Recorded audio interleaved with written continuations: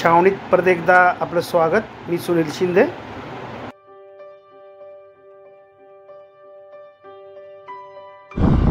कोटेश्वर मंदिराचं आपण दर्शन घेतलं आणि आता आपण चाललोय रामटेकला। सुंदर रस्ता आहे, तर चला माझ्याबरोबर बघायला रामटेक। नागपूरपासून साधारण 45 ते 50 किलोमीटर एवढ्या अंतरावरती रामटेक आहे।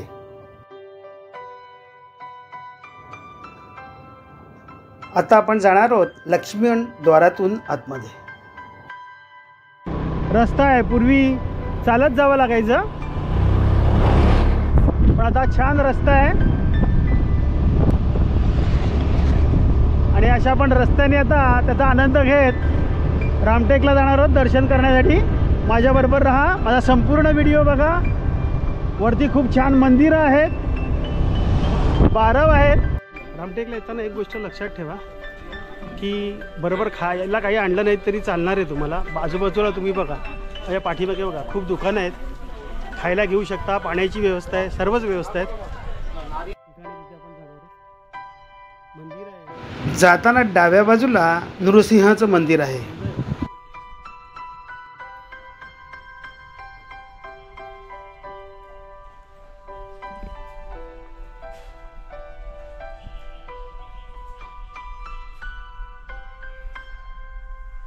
एक गड सुद्धा आहे आणि मंदिर पण आहे, ते आपण बघणार आहोत। चला। ही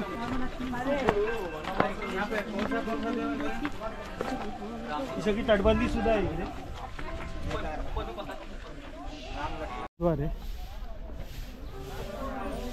तिथून आता आपण जातो आतमध्ये आणि मंदिराचं सुद्धा।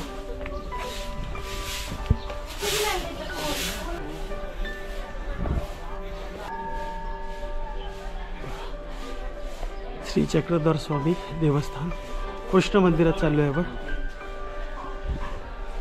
याचं देवळात जाणार आहोत।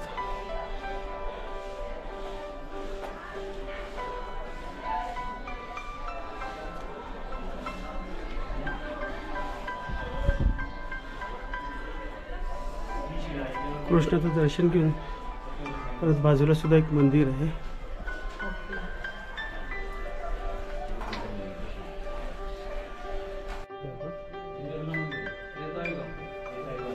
सर्वात जुनं मंदिर लांब लक्ष्मण सीता, त्याचंही दर्शन करणार आहोत आपण। त्याचा थोडीशी आपण माहिती घेऊया।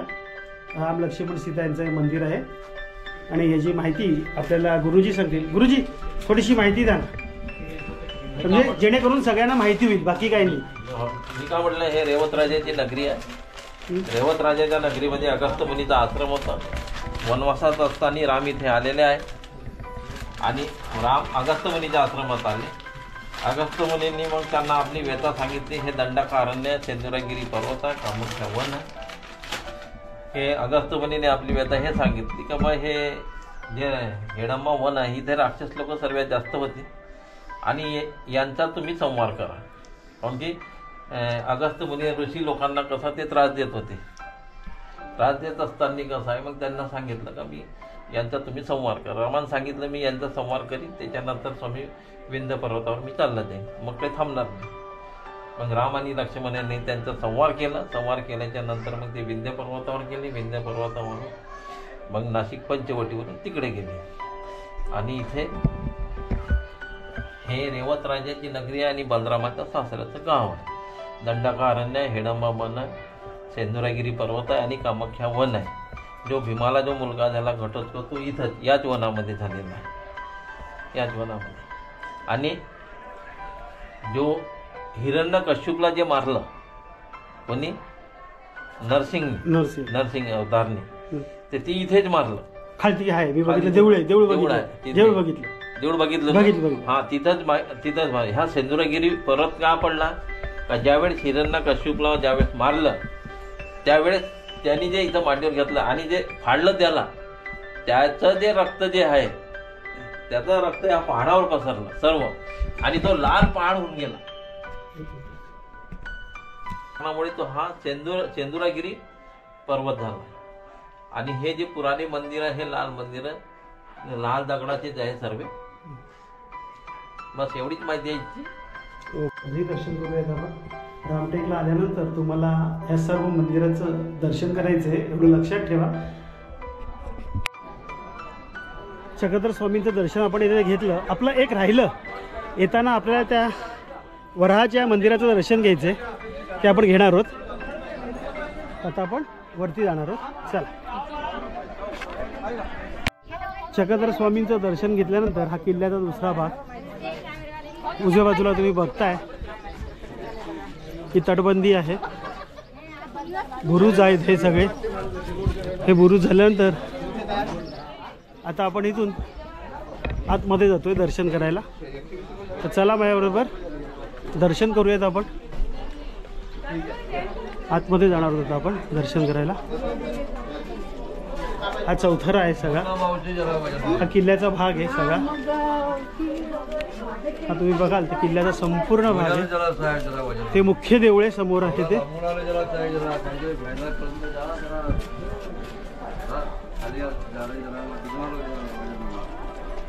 इकडनं तुम्ही वरती आलात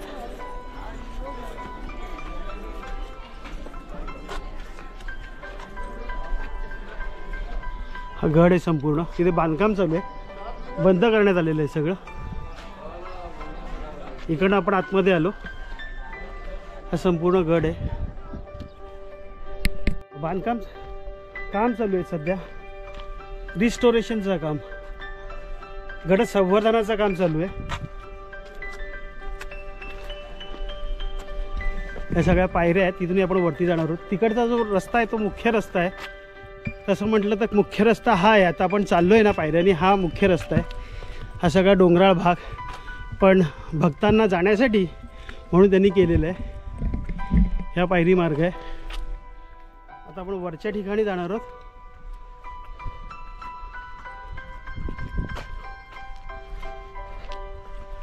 मित्रांनो परत एकदा सांगतो, ज्यांना शक्य नाही आहे त्यांनी हा व्हिडिओ संपूर्ण बघावा. कारण गाडी वरती येत असेल तरी बरंचसं चालायला लागते, त्यामुळे दमछाकी होतेच. तरी तुमची दमछाक कमी व्हावी आणि गड संपूर्ण बघावा यासाठी हा मी व्हिडिओ करतोय. हा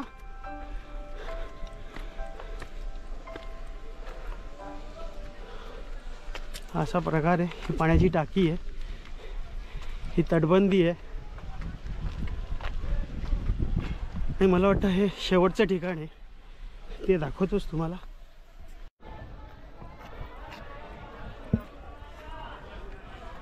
नागपूरच्या भोसले यांचं राज्य होतं.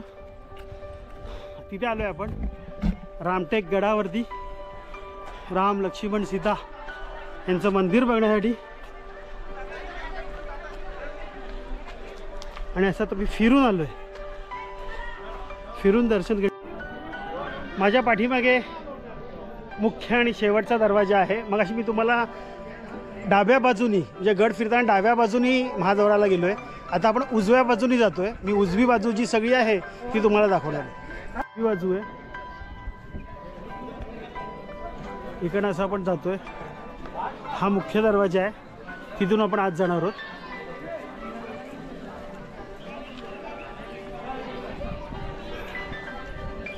हा बुरुज, हा मुख्य दरवाजा. आणि असं करून आपण आता रामटेकला चाललो आहे दर्शन करण्यासाठी. रामटेकला जरूर या. नागपूरला आल्यानंतर अतिशय सुंदर असं हे ठिकाण आहे, त्याचं दर्शन करायलाच पाहिजे.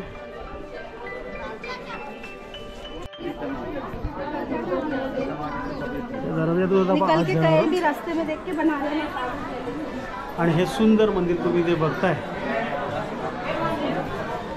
त्याचं दर्शन करणार आहोत आपण. वरती खूप मोठा परिसर आहे. माझ्या डाव्या बाजूला महर्षी अगस्त्य आश्रम आहे,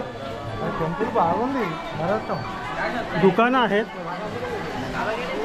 परत हा मंदिरात वरती जाण्यासाठी मार्ग आहे. पाणी खूप साचलं असेल तर पाणी तिकडनं खाली सुद्धा पडतंय. हा आतील प्रवेशद्वार आहे हे सगळं, ते बघतोय आपण. आपण महर्षी अगस्त्य ऋषी यांचं दर्शन करायला जाणार आहोत.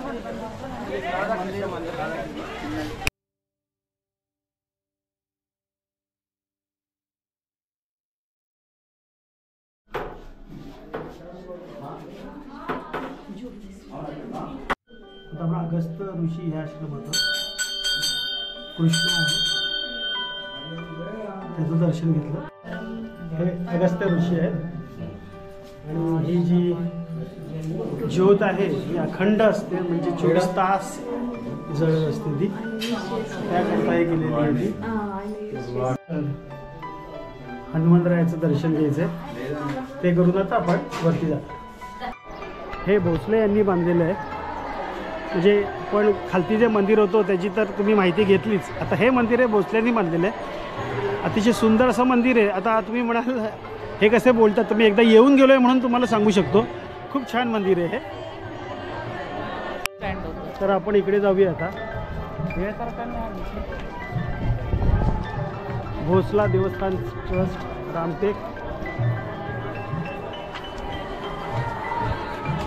बाहेर आल्यानंतरच परत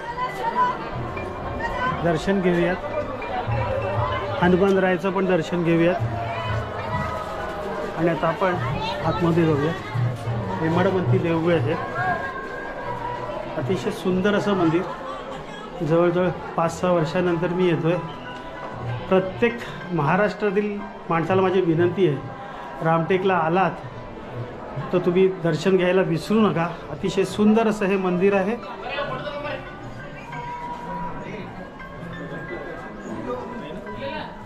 त्याची उपमंदिरं आहेत ती सुद्धा खूप छान आहेत.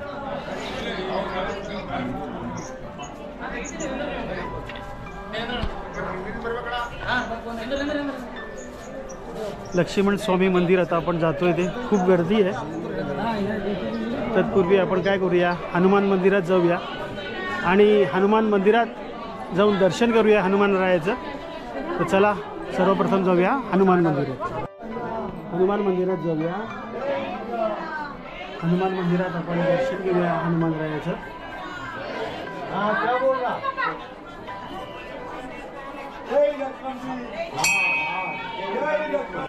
ही सगळी गर्दी आहे ती लक्ष्मण स्वामी मंदिर याची आहे.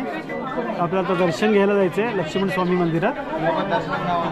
गर्दी होती त्यामुळे आधी आपण बाजूच्या मंदिरांमध्ये जाऊया. ही सगळी अशी उपमंदिरं आहेत, अतिशय सुंदर. हे तुम्हाला बोललो त्याप्रमाणे श्री लक्ष्मण स्वामी मंदिर. खूप गर्दी आहे, जाणार आहोत आपण ती बघायला सुद्धा.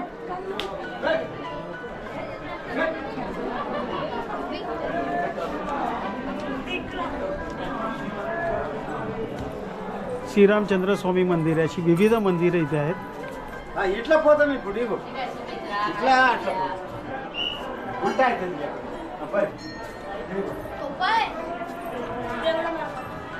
कॅमेरा बाबा इथं आहे.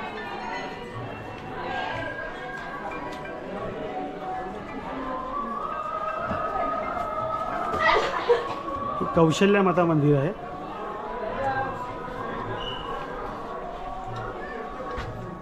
कौशल्या माता मंदिर आहे हे. तुम्ही नीट बघाल तर हे केलेलं काम बघा, कलाकुसरीचं काम आहे हे महत्त्वाचं आहे. त्या काळी कसं केलं असेल.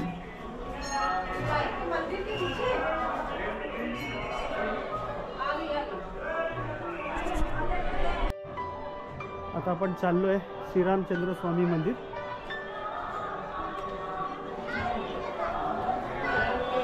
हे मुख्य मंदिर आहे, अतिशय सुंदर मंदिर आहे. आल्यावरच हे व्यंकटेश्वर मंदिर आहे, तिथे राम झरोखा मोल आहे, तिथे सुद्धा आपण जाऊ शकतो. अशी वेगवेगळी मंदिरं आहेत, चला आपण बघणार आहोत. हा सगळा परिसर मंदिराचा.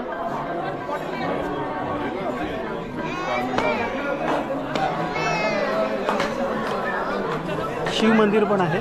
मनोज बाबू भी आ रहे हैं. रामटेकला तुम्ही आलात तर ह्या वेगवेगळ्या मंदिरांचे दर्शन तुम्हाला घ्यायचं आहे. आता आपण चाललो शिव मंदिरात. शिव मंदिरात जाऊन शिव मंदिराचं दर्शन घेऊया. लक्ष्मण नारायण मंदिर आहे. लक्ष्मण नारायण मंदिरात आपण जाणार आहोत दर्शन घ्यायला.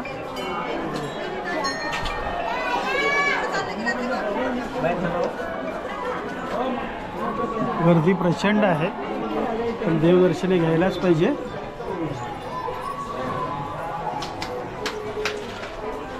हे लक्ष्मीनारायण मंदिर, लक्ष्मीनारायण मंदिर.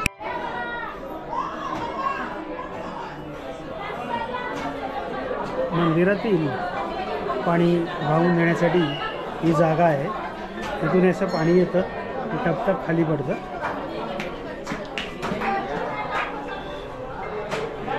बघायला इथे सुद्धा खूप गर्दी आहे, पण आपण जाऊन येऊया बघून.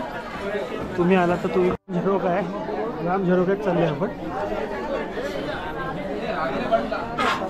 बा राम झरोका आहे. त्याला राम झरोका का नाव दिलं आहे? इथून तुम्हाला संपूर्ण शहर दिसतंय, ते बघणार होतो आपण. तुम्हाला जवळजवळ संपूर्ण शहर दिसतं.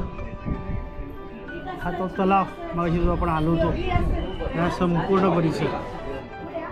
तर हे दृश्य, ही सगळी उपमंदिरं. मी तुम्हाला परत एकदा सांगतो, जे हे मुख्य मंदिर आहे हे नागपूरचे भोसले यांनी बांधलेलं आहे. प्रचंड गर्दी आहे, तुम्ही बघत असाल. आणि असे मंदिर, आता आम्ही मंदिराच्या एकदम वरती आहोत. हा कळस आहे.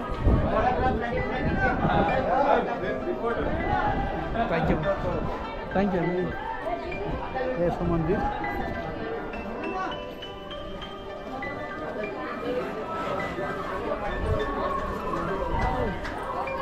खालती जातोय.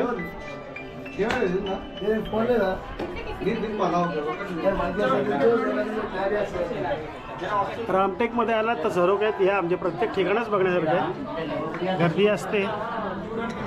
हा सगळा खालती भाग, हे सगळे अवशेष, हा खालचा गडाचा सगळा परिसर. त्याला खालती सुद्धा तिथे आहे, ते मला वाटतं जैन मंदिर आहे. समोर आहे हे एकादशी माता मंदिर. तिकडे जाणार होतो आपण, एकादशी माता मंदिरामध्ये. तिथे दर्शन घेतलं आपण एकादशी माता मंदिराचं. आता आपण मंदिरातून बाहेर पडतोय.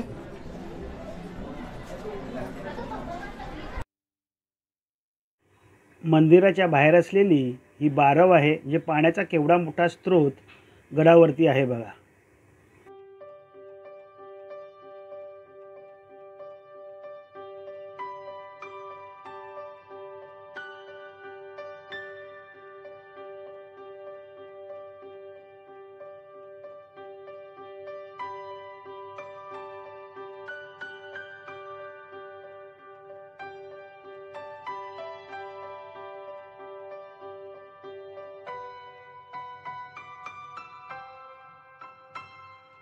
असा हा रामटेकचा सगळ्यात वरील भाग आपण बघतोय आता.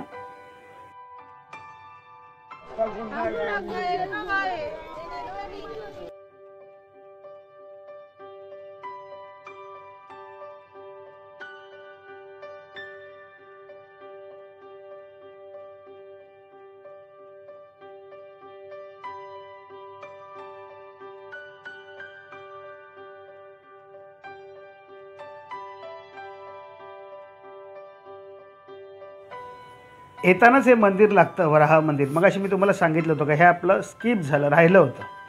तर प्रत्येकजण काय करतात, या वराह मंदिराला प्रदक्षिणा घालतात आणि त्याच्या पोटाखालून बाहेर पडतात. आता ही प्रथा काय आहे हे मी तिथे विचारलं नाही खरं सांगायचं तर. पण प्रत्येक भाविक आहे तो प्रदक्षिणा घालतो आणि वराहाच्या पोटाच्या खालून बाहेर निघतो. तुम्ही समोर बघतच आहात की कसे भाविक जात आहेत. माझी पत्नी दीपाली शिंदे ही समोर तुम्ही बघताय, तिने सुद्धा तो प्रयत्न केला. प्रयत्न करण्यापेक्षा म्हणजे हा प्रयत्न म्हणता येणार नाही, की भाविक जसे करतात त्याप्रमाणे तिनेही केलं आणि तीसुद्धा वराहाच्या पोटाखालून बाहेर पडली.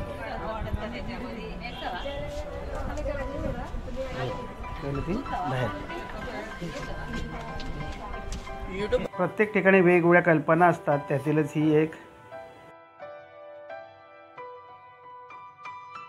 आता अजूनही ही एक गडाच्या खाली असलेली बारव आहे, ती बघतोय आपण. अशा बऱ्याचशा बारव आहेत आणि एक तर बारव खूप खालती आहे, तिकडे तुम्ही तुम्हाला घेऊन जाणारच आहे.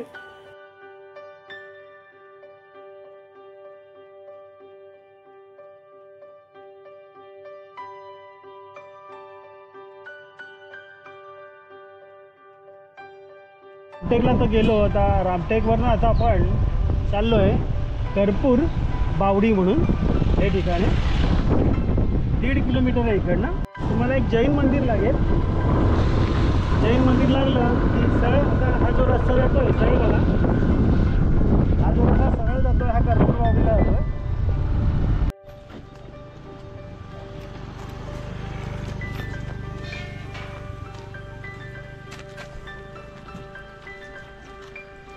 आता आपण चाललोय त्या कर्पूर बावडी या ठिकाणी. काही अवशेष आहेत, काही नेस्तानुभूत झालेत, काही चांगले आहेत. आता आपण आलो कर्पूर बावडी येते. रुईन्स आहेत सगळे, म्हणजे आपण काय म्हणतो की नष्ट होत आलेले अवशेष आहेत देवांचे वगैरे. पण बघण्यासारखी गोष्ट आहे. आपण आपल्या वास्तू का जपाव्यात, आपण आपली मंदिरं का जपावीत, हे जर तुम्हाला उत्तम उदाहरण पाहिजे असेल तर अशा वास्तू बघायला पाहिजेत, जेणेकरून ज्या आपल्या आत्ता वास्तू आहेत त्यांची आपण काळजी घेत सर्व अवशेष जे आहेत ते आपण बघणार आहोत. तर चला माझ्याबरोबर ते बघूयात.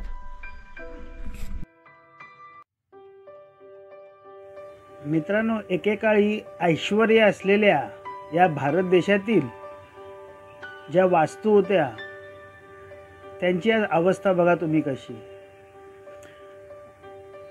मला तुम्हाला सगळ्यांना सांगावंसं वाटतंय. मी विनंती नाही करणार, कारण हे जर टिकवायचं असेल तर तुम्हाला मेहनत घेतली पाहिजे. जर तुम्ही नाही मेहनत घेतलीत, आम्ही तर मेहनत करतच आहोतच, आम्ही स्वतः माणिकगडावरती सुद्धा काम करतोय, पण हे अशा वास्तू आहेत ह्या स्थानिक लोकांनी सुद्धा टिकून राहिल्या पाहिजेत, याकरता प्रयत्न करायला पाहिजेत. हे तो काळ काही दूर नाही की तुम्हाला फक्त ह्या अशाच प्रकारच्या वास्तू बघायला मिळतील आणि ह्या अशा वास्तू परत होणं शक्य नाही. तर सर्वांनी काळजी घ्यावी असं मला खूप वाटतं आणि त्याप्रमाणे तुम्ही काळजी घ्या. मी विनंती परत एकदा सांगतो, मी विनंती करणार नाही, तुम्ही काळजी घ्यायलाच पाहिजे.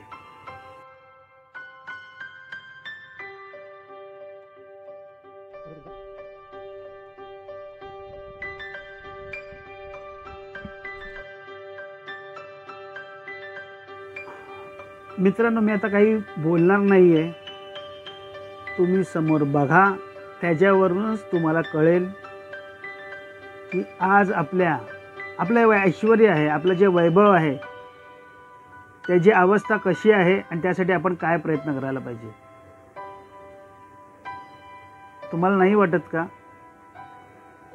काही असं वाटत नाही आहे की यासाठी आपण काहीतरी करायला पाहिजे. अशा खूपशा वास्तू महाराष्ट्रात आहेत, गड आहेत, किल्ले आहेत. त्यासाठी संवर्धनासाठी आपले हात पुढे करा. आपलं ऐश्वर्य परत मिळवा, टिकवून ठेवा. जर व्हिडिओ आवडला असेल तर जरूर लाईक करा. माझे इतर व्हिडिओ बघण्यासाठी सबस्क्राईब करा.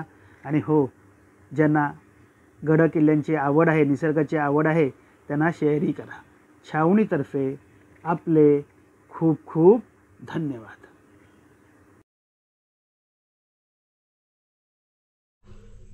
कसं चिखल मजले बघा. कठीण अवस्था.